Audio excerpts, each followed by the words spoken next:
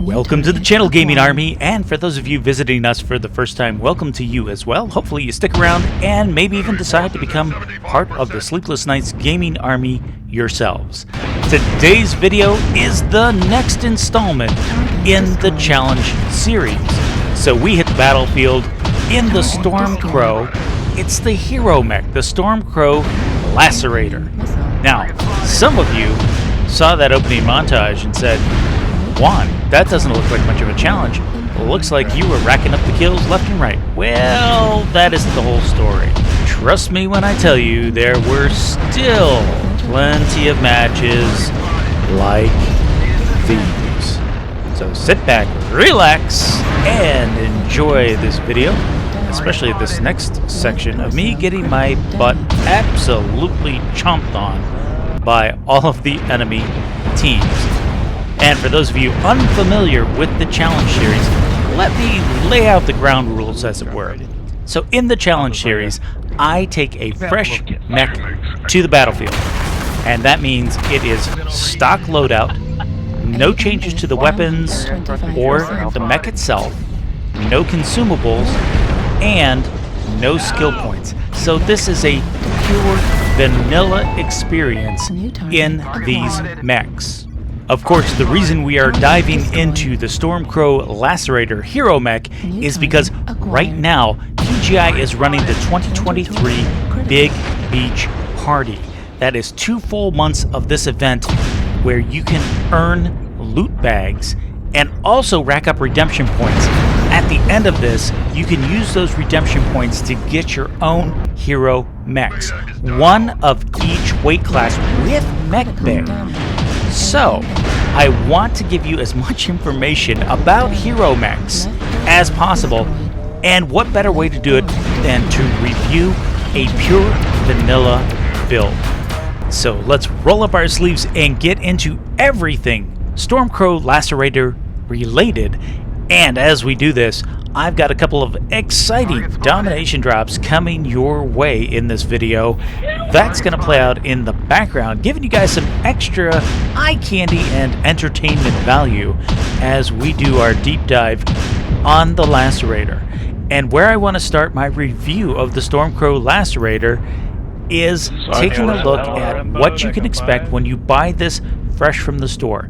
So straight from the factory, you're going to get this in stock loadout. And if we pop the hood and take a look at what's going on underneath, we are greeted by 2 massive LB5Xs. Okay. 2 Clan ER medium lasers.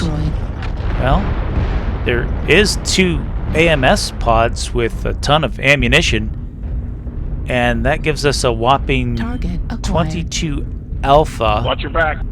And the ability to shoot down missiles.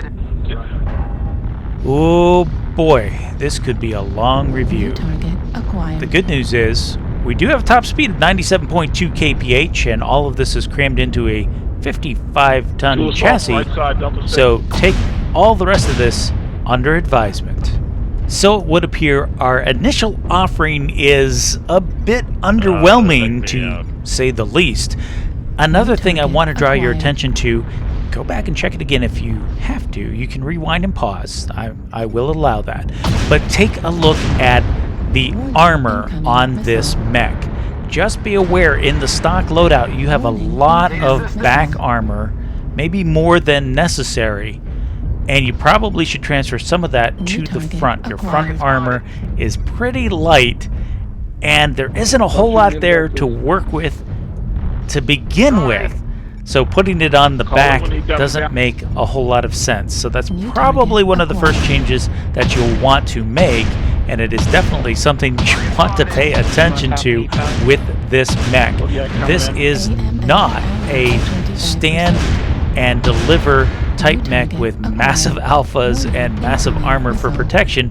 No, no, no, no. This is rather squishy, and its armor probably could be distributed across the mech a bit better. It does have very good heat cooling capabilities, 1.63 so heat shouldn't necessarily be an issue as with some of the other stock loadouts that we've tried in the past. That doesn't mean I won't run Redline and probably push the envelope as far as my tactical shutdowns, because that's what I live for, the tactical shutdown. But 1.63 is nothing to sneeze at, and with the weapons loadout that you have, it should be more than enough to get the job done. Now, jumping into the action on this drop, we managed to take out the enemy executioner early on for our first kill, and as we came around the low side, looking up towards the hill, we found a shutdown javelin, and we quickly deleted him from the game for our second kill, and we've just finished adding damage and taking out the enemy catapult that was in the low ground. The score is now 10-5, and we are busy hunting down the last two remaining units, and there's one of them. It's a stalker. Straight in front of me, I've got teammates for backup coming in off of my right. I see some additional weapons fire coming, and as I swing left, sure enough, there is a Kodiak bear, and a couple shots on him. He must have been open CT. Down goes the Kodiak for our fourth kill this match, and that frees us up to do some damage on this stalker who is open right torso. He's being focused every which way, and he won't last long at this rate. Sure enough, down he goes. I don't get the kill, but a teammate does. And switching over to our end screen on this drop, we wind up with 4 kills, 5 assists, 582 damage done. Moving on to our next domination drop. This one has us on Emerald Vale, and as this drop plays out in the background, let's continue our discussion about the Stormcrow Lacerator hero. Now, some of you, after watching that first full drop, are saying, my goodness, how could such a performance come out of, well, what arguably looks like a crappy mech on paper? Well, the secret to it is in the quirks and in the playstyle. So, let's take a look at the quirks, as I mentioned. Looking at the quirks, nothing really leaps off the page as far as armor quirks. They're pretty minimalist. Things like +5 all the way up to +11, which is not a whole lot in the grand scheme of things. What it does have is excellent ammo quirks. Look at that. The LV5 is +28. That's per ton. So you've got lots of ammo to carry with you.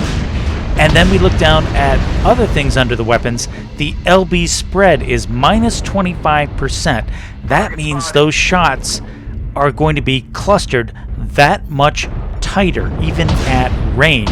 So while you're not doing massive amounts of damage, the shotgun pellets are going to be a tighter pattern for you.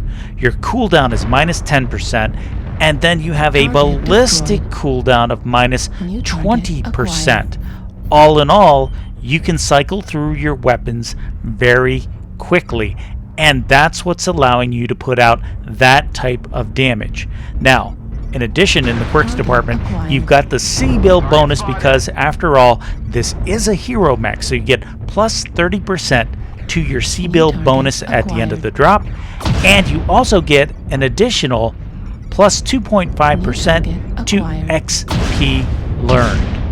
Now remember, I said there were 2 elements as to why this seemingly unassuming mech can deliver such a performance. We already touched on the quirks, and the second one is going to be playstyle.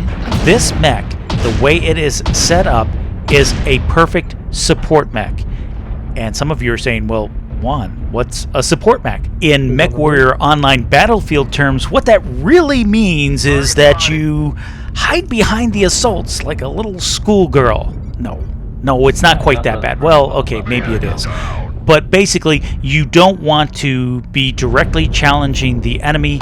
You want to come at them from side angles, peeking, poking, letting them focus the heavier, tankier mechs while you contribute your damage over and over again and hopefully protect your soft, squishy inner workings.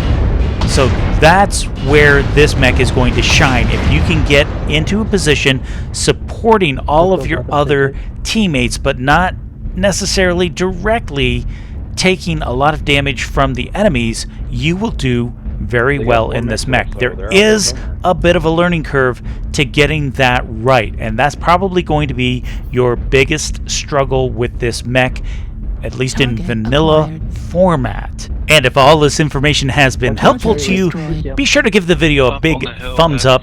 If it wasn't helpful, give it a thumbs down. Maybe give it 2 thumbs down. Yeah, it'll be worth 2 thumbs down. And if you like this kind of content, consider joining the Sleepless Nights Gaming Army. Hit that subscribe button, turn on the notification bell so that you don't miss out on any future content like this. Getting back into the action on this particular drop, so far we had fun pushing that Corsair. Kind of a bad position for me, and you could see where I was struggling to really get through his armor. So this is definitely where you need to go for open components. That's where it's going to shine.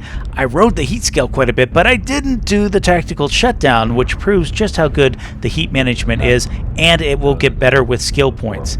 Currently, we have taken out the enemy bushwhacker. We're in hot pursuit of the enemy Cicada, who ran through the center. Score is 9-6, so we are definitely ahead on the power curve. It's just going to be a question of mopping up these last few remaining enemy mechs. And there is the third one, is an assassin. He looks fairly fresh. So I'm swinging left, coming back around. I come across the ever-lovable trash can, but he needs to be removed from the game. We're going to focus him down. Look at those LBs over and over again until no more Irby for our second kill of this match.